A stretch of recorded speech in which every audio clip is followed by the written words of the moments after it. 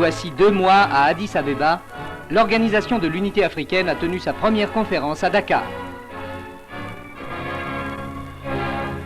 Le président de la République sénégalaise a rappelé que dans sa grande majorité, l'Organisation de l'Unité africaine est composée d'États modérés, soucieux d'efficacité.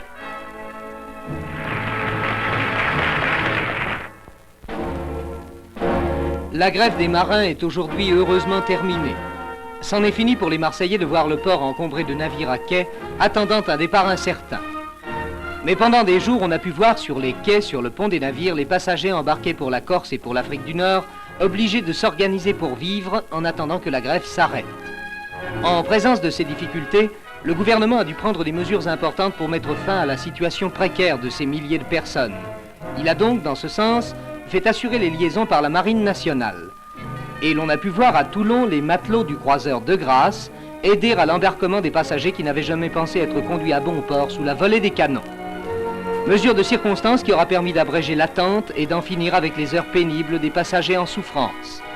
Il ne restera pour ces passagers du de Grasse que le souvenir de journées perdues, souvenir qui s'estompera au cours des vacances.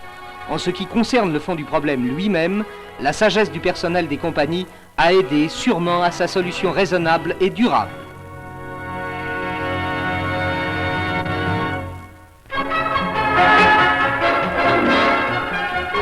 C'est bien les vacances, même pour l'ex-personnage divin qui était naguère l'empereur du Japon, aujourd'hui redevenu un très simple humain en rupture de travail quotidien. De la villa au bord de la mer qu'il habite pendant les vacances, il s'en va chaque jour avec l'impératrice à la recherche de spécimens nouveaux de coquillages qu'il destine à ses travaux de laboratoire. On sait en effet que l'empereur Hirohito est connu dans le monde scientifique comme biologiste. Sans contrainte et en famille, tout pareil à un bon bourgeois féru de science, voilà l'empereur et l'impératrice du Japon en vacances. Vacances studieuses à l'ombre de l'amphithéâtre romain de Nîmes. L'archéologie, depuis quelques années, est à la mode, et elle est même devenue une distraction de choix pour les loisirs de certains lycéens. Dans ce pays provençal où les vestiges gallo-romains surgissent partout, il reste bien des choses à découvrir.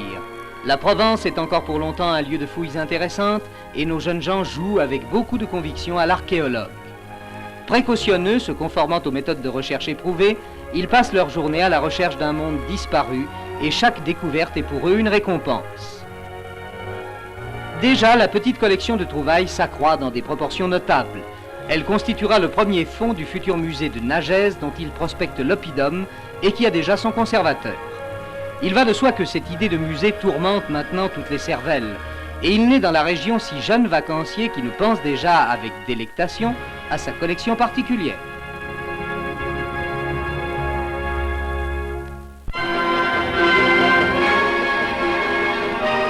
Mis en service en 1821, le vieux pont de Bordeaux entre les deux rives de la Garonne, près de son estuaire, est devenu avec la circulation moderne un lourd souci sur le grand axe routier du Sud. Le flot des voitures extrêmement abondant s'y resserre obligatoirement, occasionnant bouchons et retards. Bordeaux construit donc un nouveau pont suspendu à l'image de celui de Tancarville, auquel on accédera sur la rive gauche par un viaduc d'accès dont la longueur, 871 mètres, est double de celui de Tancarville. Ces pylônes porteurs, dont les ancrages sont en cours d'exécution, s'élèveront jusqu'à 104 mètres contre 123 pour le pont normand, et le tablier surplombera de 53 mètres les eaux de la Garonne, laissant ainsi la route libre aux plus gros navires. Ce sera l'un des plus beaux ouvrages du genre.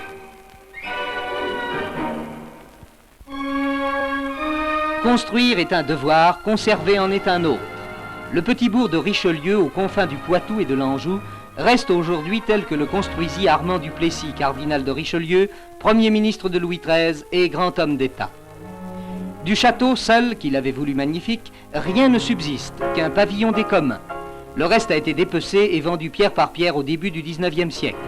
Mais, excellent exemple d'urbanisme classique, la petite ville demeure debout, aujourd'hui classée en entier monument historique, et sa grande rue un peu trop défigurée, hélas, par les vitrines qui se sont élargies aux dépens des architectures, garde toujours sa grande allure. Le plan de restauration de Richelieu est en effet en cours de réalisation, et les coins maltraités par les siècles ou par les hommes se retrouveront dans quelques années arrachés à la vétusté et à la ruine. Telles les halles, avec leurs magnifiques charpentes, véritables chefs-d'œuvre d'assemblage, remises en état l'an dernier. Richelieu, que La Fontaine appelait le plus beau village de l'univers, petit coin du patrimoine national hier oublié, est en voie de renaissance. Notre-Dame démaquillée, c'est une autre œuvre de conservation et de rajeunissement à laquelle on vient de se livrer sur le portail central de Notre-Dame de Paris, dont on célébrait voici 2 mois le 8e centenaire.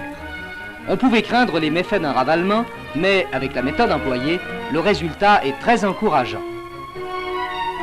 Les siècles sans doute, mais surtout les poussières et les fumées de notre temps avaient accumulé une crasse épaisse parfois de 3 cm. Aujourd'hui, le portail central retrouve un relief imprévu.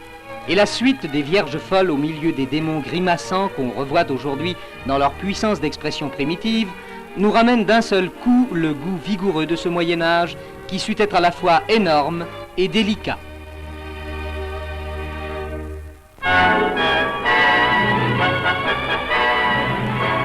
Pour les routiers professionnels qui participent au championnat du monde de cyclisme à Rennes en Belgique, c'est leur H. Le favori numéro 1, l'homme à battre, c'est Rick Van Looy.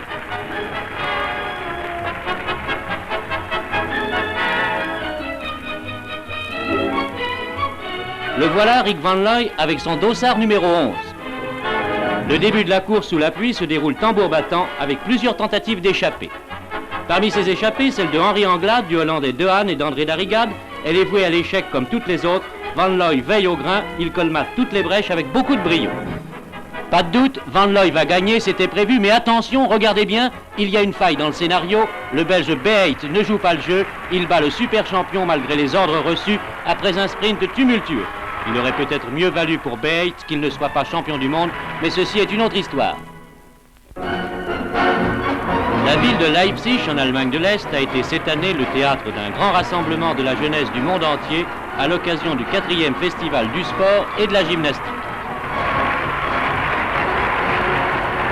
120 000 personnes ont assisté à cette parade monstre.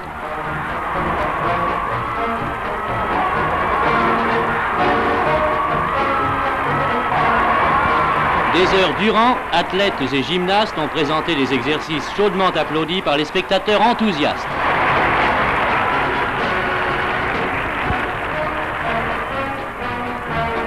Plus de 20 000 jeunes gens et jeunes filles ont participé au final de cette grande fête de la jeunesse.